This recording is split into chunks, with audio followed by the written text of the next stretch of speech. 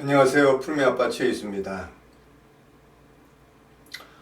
제가 그동안 푸르미 아빠 자연 관찰 하느라고 내리면 자연 관찰 2달째인데요. 제가 그동안 54개의 자연 관찰을 올렸습니다. 미친 듯이 했습니다. 그러느라고 제가 푸르미 아빠 최희수 TV를 많이 못 들어왔네요. 오늘은 제가 다루고 싶은 책은 어떤 책이냐면 이자벨 필리오자의 아이 마음속이라는 책입니다. 아이 마음속으로. 이 책은 아이들의 심리가 어떤지에 대해서, 특히 아이들의 억압된 감정이 무엇인지에 대해서 알려주는 정말 좋은 책입니다. 이자벨 필리오자는 프랑스의 어떤 사람은 그런 얘기합니다. 푸르미 아빠 같은 사람이라고. 근데 이분은 여자입니다. 심리치료자이자 2아이의 엄마입니다. 물론 그분의 어머님도 이런 심리 분야를 했던 분이고요. 그분이 요새 이자벨 필리오자 어떤 책을 또 썼냐면 이제 요 근래에 나온 책입니다. 푸른 육아에서 나온 책. 엄마의 화는 내리고 아이의 자존감은 올리고라는 책입니다. 이 책도 좋은 책입니다. 이건 나온 지 얼마 안 됐습니다.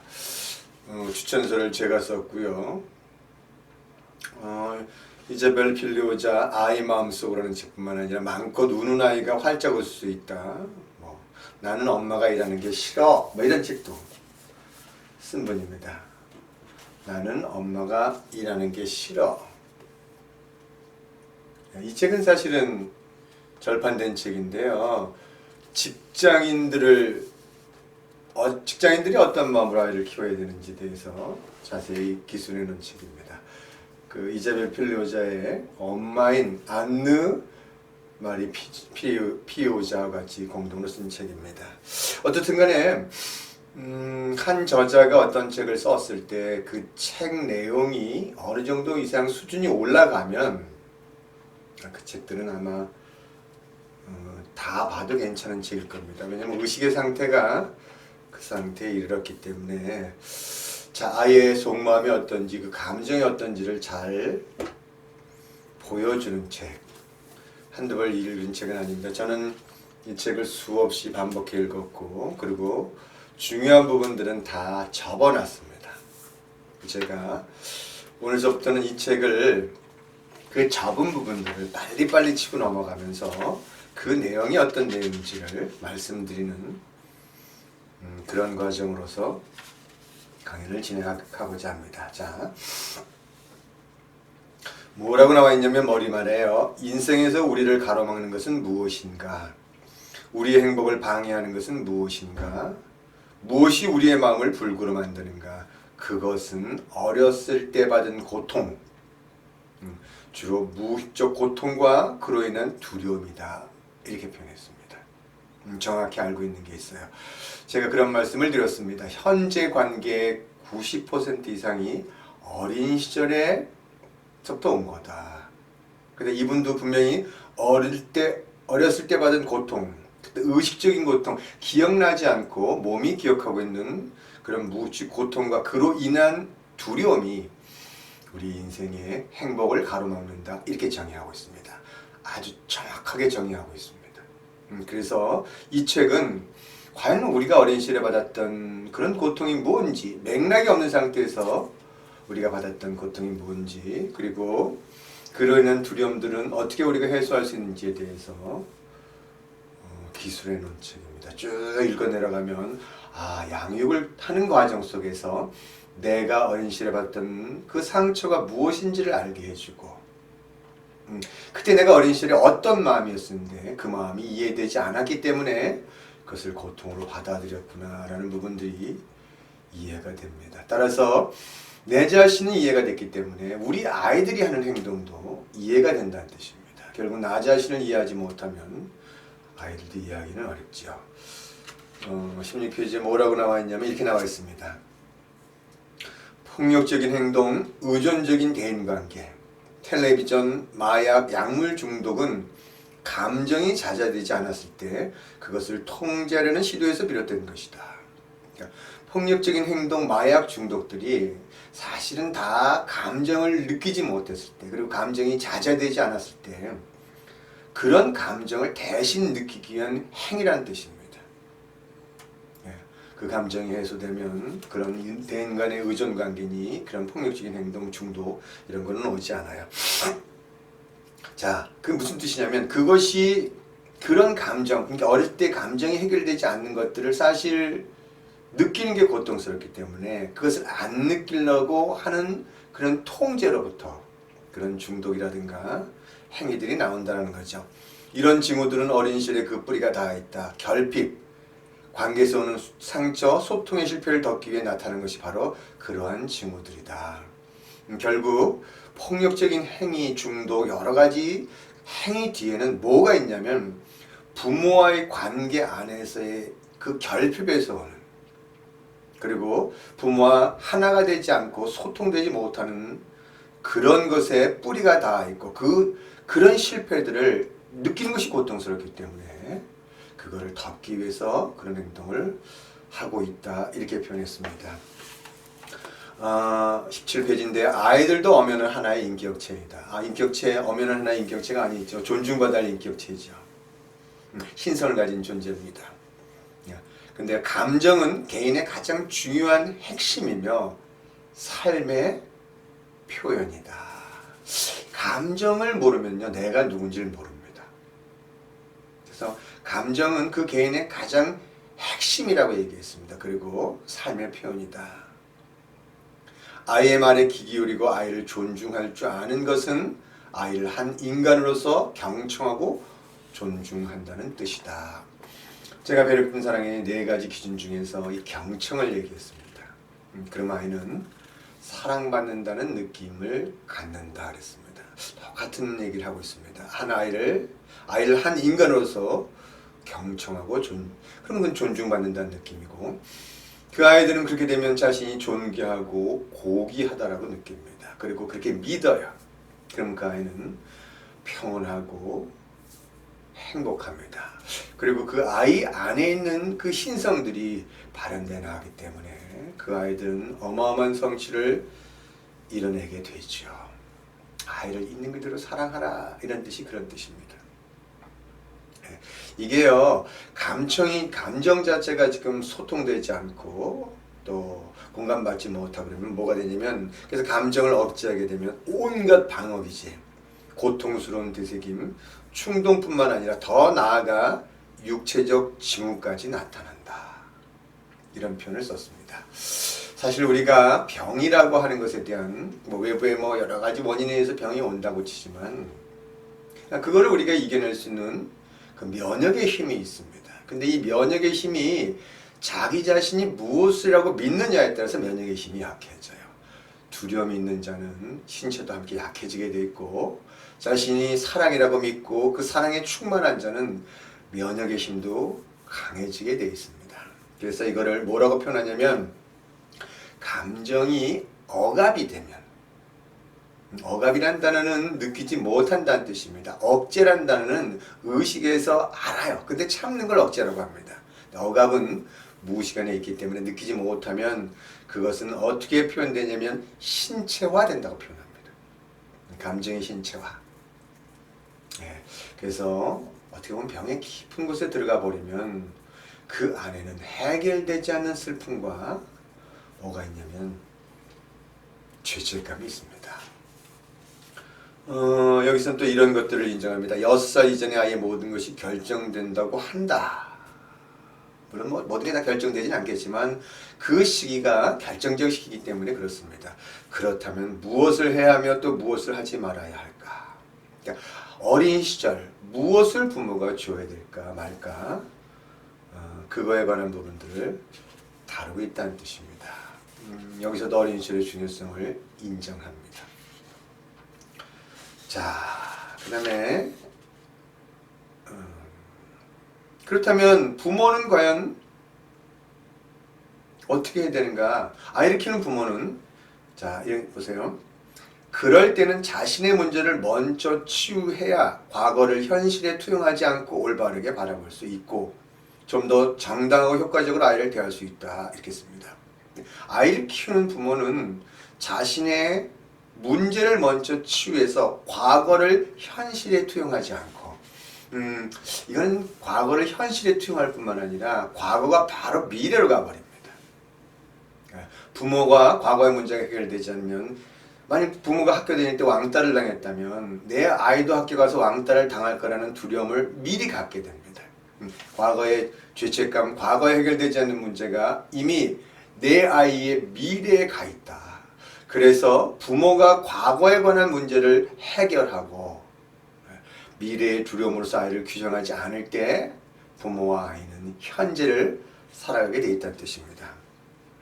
좀 더 정당하고 효과적으로 아이를 대할 수 있다. 과거에 관한 내 어린 시절에 있었던 상처가 해결돼야만 그래야만 아이를 효과적으로 대할 수 있다는 거죠. 따라서 아이의 관계가 어려운 상태라면 부모의 감정과 과거의 일이 원인이 아닌지에 대해서도 살펴보아야 한다. 지금 내 아이의 관계가 어렵다면 그것은 아이의 문제가 있다라고 보는 것이 아니라 내가 과거에 과연 나한테 무슨 일이 일어났는지 그것을 먼저 봐야만 아마 아이의 관계가 좋아질 겁니다. 푸르미다컴에서 아이를 잘 키우는 엄마들이요. 이게 초등학교까지 잘 키우는데 초등학교 들어가서 학교 들어가서 엄마가 이 공부에 들어가면 되게 불안해집니다. 그리고 자신이 어릴 때 받았던 공부에 관한 상처들이 나와서 자신도 모르게 아이를 강요하게 되고 몰아가게 되면 특히 아이들 잘 자란 아이들은요 이 굴복하지 않는 아이들입니다.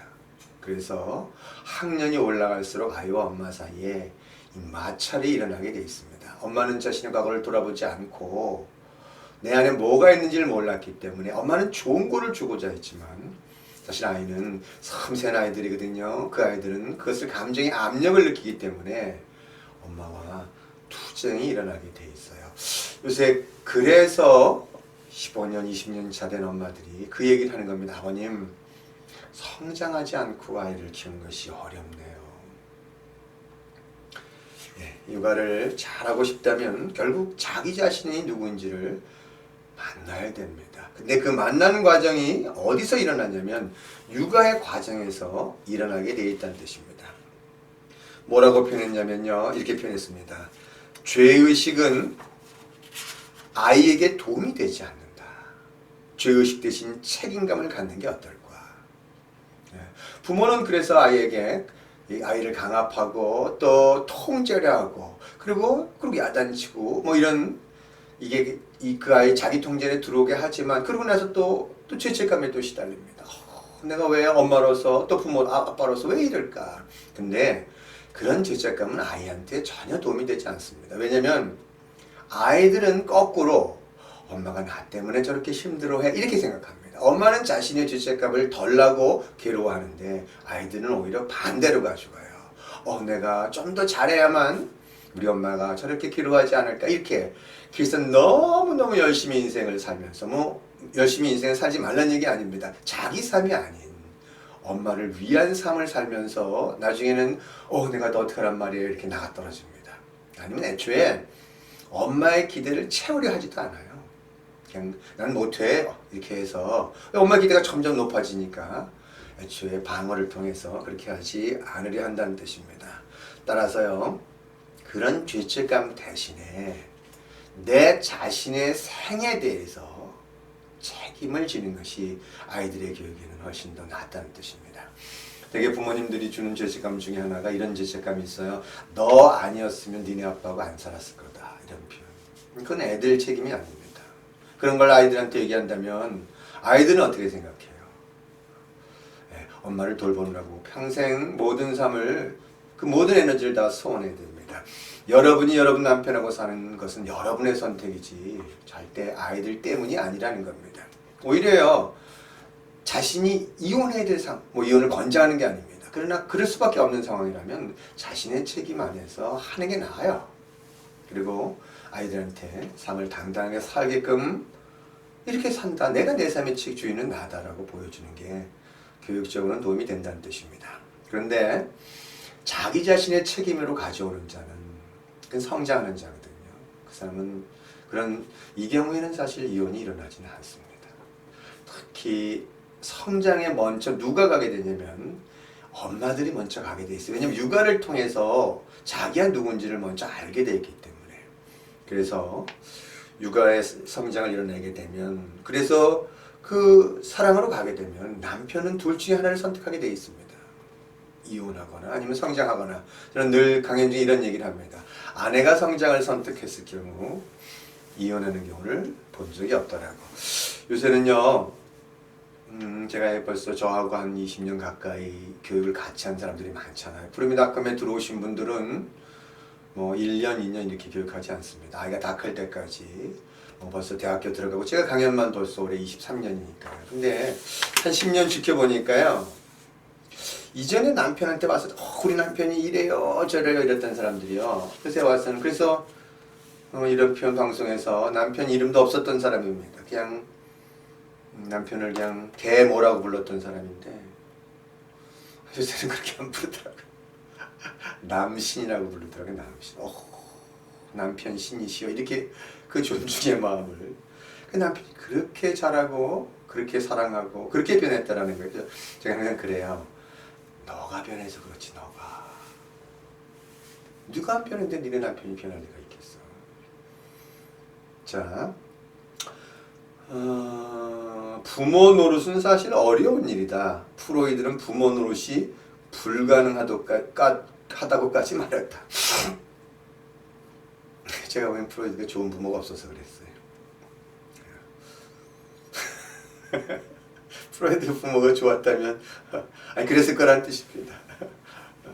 불가능하다까지는 얘기하지 않겠죠. 하여튼 그만큼 어렵다는 뜻입니다. 예.